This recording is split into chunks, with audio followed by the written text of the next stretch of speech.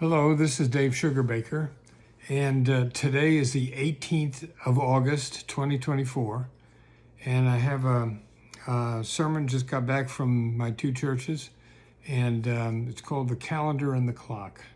It's about time. This is a quote about time that's very, very familiar, but sometimes when something's so familiar, we don't really hear it anymore. We just say, oh, yeah, we know that. And so this is a little bit different translation of something that's familiar to us. And I thought I'd share this translation, and we'll see how it goes. There is a time for everything and a season for every activity under the heavens. A time to be born and a time to die, a time to plant and a time to uproot, a time to kill and a time to heal, a time to tear down and a time to build, a time to weep and a time to laugh, a time to mourn and a time to dance, a time to scatter stones and a time to gather them, a time to embrace and a time to refrain from embracing, a time to search and a time to give up, a time to keep and a time to throw away, a time to tear and a time to mend, a time to be silent and a time to speak, a time to love and a time to hate, a time for war and a time for peace. Now, I don't hear it very often, but when I hear someone declare that they don't have time for something, in my mind, I offer a correction. Now, luckily, I have a good enough filter in my head that I don't say this out loud. But what plays in my head is this, that unless their life ends on this day, they have the same 24 hours each one of us has. It's just that they choose not to give a certain activity a priority. That's how they don't have time. It's a matter of priority. From what I have read, we keep track of time with two tools, a calendar and a clock. More than 24 hours, we rely on the calendar for days and weeks and months and years and decades and centuries and eons. Under 24 hours, we rely on the clock, and that is seconds or nanoseconds or minutes or hours. When we've just been through witnessing the Olympics, and some people were winning their particular event by 1,000th of a second. That's a pretty fine slice. Another thing about time, unless we are H.G. Wells with his time machine, time moves only in one direction, from the past through the present moment and on into the future. I have two competing feelings about my time. On the one hand, I'm terrified. I don't want time to change things. I understand my mortality and the mortality of those I love. I understand it, but I don't like it.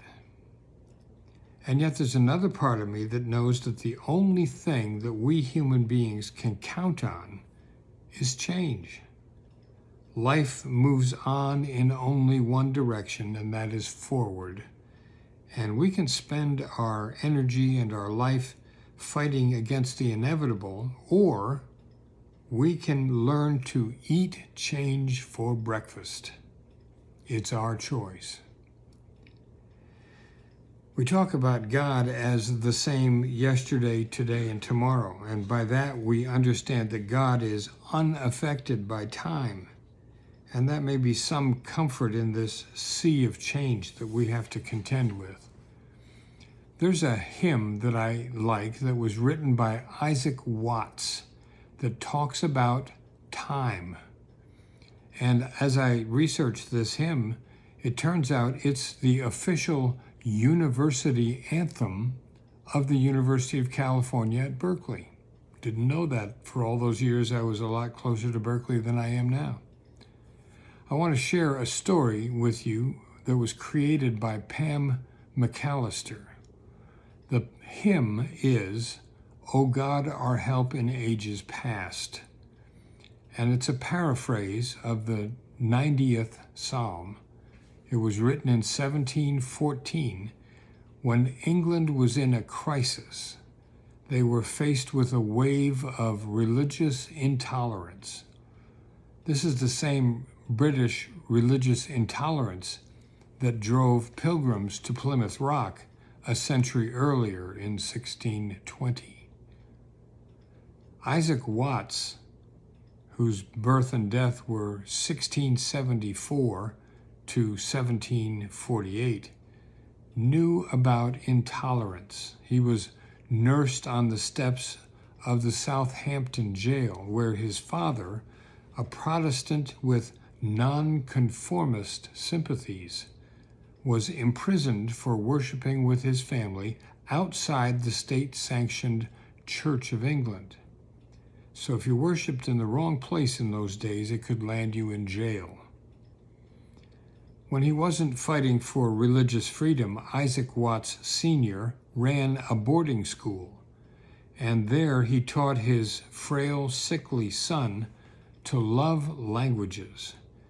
Now, I find this hard to believe, but my sources say that young Isaac Watts was a good student, and by the age of 4, he had mastered Latin. By the age of 8, he knew Greek. And then, after the age of 8, with nothing else to do, he tackled French and Hebrew simultaneously. At the time of Isaac Watts, Protestants in England were restricted to singing metrical psalms, and that is the psalm would be lined out. The leader would sing one line of the psalm, and then the congregation would respond by singing that line, and then another line, and another line. One day, Isaac Jr. complained that psalm singing was boring, to which his father replied, "Then give us something better, young man." When it came time for him to go to university, Watts chose a nonconformist academy in London because Oxford and Cambridge in those days were limited to Anglicans only. In 1702, he became a pastor of the prestigious Mark Lane Independent Chapel. By then, 1702, England was warily experimenting with religious freedom, although it was still illegal to deny the existence of the Trinity. That would land you in jail, still. In 1712, when Watts was a pastor in London, he was still struggling with his health, and he accepted an invitation to spend a week convalescing at the home of a well-heeled parishioner. So he packs his bags for a 7-day visit and stayed 36 years. At the country home of his generous parishioner, Watts wrote a number of books on topics ranging from philosophy to astronomy, and he completed over 600 hymn texts. He didn't write the music, but he wrote the poetry somebody else would set to music. In 1714, Queen Anne, who was Protestant, became deathly ill, and England was thrown into chaos. The era of conditional religious acceptance was suddenly threatened.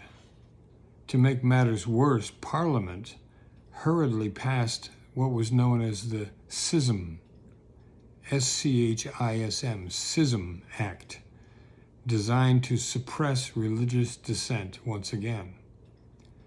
Watts promptly sat down to write a hymn of comfort for England's panicked citizens, especially his worried fellow Protestants. Paraphrasing Psalm 90, he reminded them that God takes the long view of time, while humans tend to get caught up in the trials and tribulations of whatever the current crisis might be. The hymn goes like this: O God, our help in ages past, our hope for years to come, our shelter in the stormy blast, and our eternal home. Under the shade of thy throne, thy saints have dwelt secure. Sufficient is thine arm alone, and our defense is sure. Before the hills in order stood, or earth received her frame, from everlasting thou art God, to endless years the same. 1,000 ages in thy sight are like an evening gone, short as the watch that ends the night before the rising sun. Time, like an ever-rolling stream, bears all its sons away. They fly forgotten, as a dream dies at the opening day. O God, our help in ages past, our hope for years to come, be thou our guard while troubles last, and our eternal home. That was the hymn. Now, as luck would have it, Queen Anne, the Protestant Queen of England, died on the very day the dreaded Schism Act would have become official. But her successor, George I, who became king, repealed the act immediately before it could be enforced. And for this reason, the Queen's death was called by some the Protestant Passover. Watts and other nonconformists breathed a sigh of relief. King George I was the one who would be the leader of the opposition to the American Revolution several decades later. And just 3 decades after Watts lived, his hymns helped New World colonists win independence from Old World defenders, not by being sung, but by being ripped from the songbooks. Here's how it happened. In June of 1780, Reverend James Caldwell, the Fighting Chaplain as he was known, he was a Presbyterian minister whose wife had been killed by the Redcoats.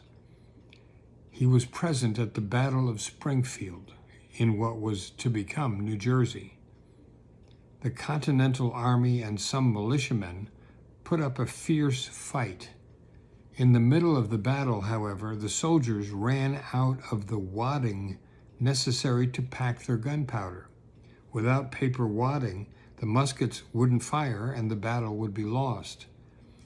The minister ran into the church, grabbed songbooks full of hymns by you-know-who, and ran out shouting, "Give 'em Watts, boys, give 'em Watts."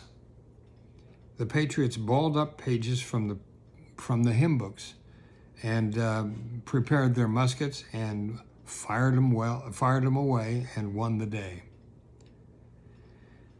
O God, our help in ages past, our hope for minutes and hours and days and years to come, be thou our guard while troubles last, and our eternal home. Help us to live life facing forward for whatever life presents to us. Keep us in your care.